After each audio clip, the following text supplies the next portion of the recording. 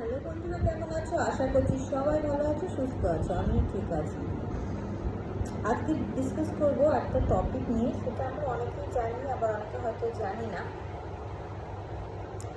যাক, ফার্স্ট আমি শুরু করি, এটা বলি যে বাড়ি, ঘর, হোম, এই কনসেপ্টটা কি, মানে হোয়াট ইজ হোম?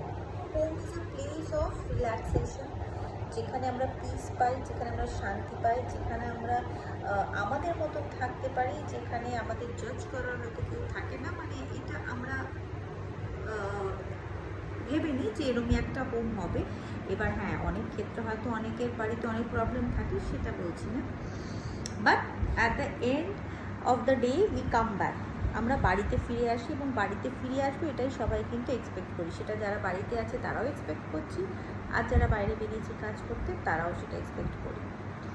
আমরা কোথায় যাই? আমরা স্কুলে যাই, আমরা কলেজে যাই, আমরা যার যার নিজের গন্তব্যস্থলে যাই কাজ করতে, কিন্তু অ্যাট দ্য এন্ড, মানে যতটা দিন শেষ হতে থাকে কাজের সাথে সাথে আমরা কিন্তু ভাবি, তখন আমাদের মাথায় আসতে থাকে আমাদের ফ্যামিলি মেম্বার্সদের কথা, আমাদের প্রিয়জনদের কথা, যে এবার আমরা তাদের কাছে আবার ফিরে যাব, তাদের সাথে আবার সারাদিন পরে দেখা হবে।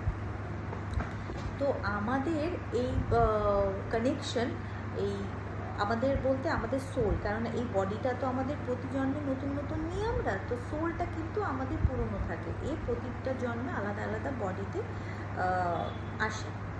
তো আমাদের এই আর্থ এবং হেভেন কিন্তু আমরা সেরমভাবে রিলেট করতে পারি। মানে হচ্ছে, আমরা যখন উপরে থাকি তখন আমাদের সোল হিসেবে থাকি, কিন্তু আমাদের অনেক কর্মাস থাকে, যেইগুলো হয়তো কিছু পে করার আছে, তাদের কিছু শেখার আছে, তাদের হয়তো অতটা এনলাইটেড সোল নয়, সেহেতু তাদের আরও কিছু শিক্ষা নেওয়ার আছে, তখন কিন্তু তাদের আবার আমাদের আর্থে পাঠানো হয়।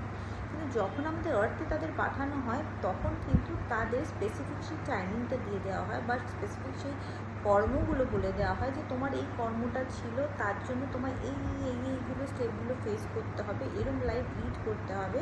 কিন্তু ওই এখানে যেমন স্কুলে যাচ্ছি, কলেজে যাচ্ছি, অফিসে যাচ্ছি, সেই সব কাজগুলো আমরা করিনি। আবার ঠিক স্পেসিফিক টাইমে কিন্তু সোলকে বলাই থাকে, একটা কন্ট্রাক্ট বানানোই থাকে, যে এবার কিন্তু আমরা এই আর্থ থেকে লিভ করে আবার হেভেনে চলে যাব, বডিটাকে ছেড়ে দিয়ে চলে যাব, প্রিয়জনরা যেটা মানে আমাদের যেটা দেখে অভ্যস্ত, এই মানুষের বডিটাকে আমরা ছেড়ে দিয়ে চলে যাব, কিন্তু সোলটা সেই জন্মের কন্ট্রাক্টটা, কী কী কাজ করার আছে, কী কী কর্ম আছে যেটার ফল ভোগ করার আছে, বা এই জন্মেও কিছু কর্ম আছে যেগুলো ফল থাকে, যেগুলো ভোগ করার আছে, আবার কিছু আমরা ক্যারি ফরওয়ার্ড তো অবশ্যই করি।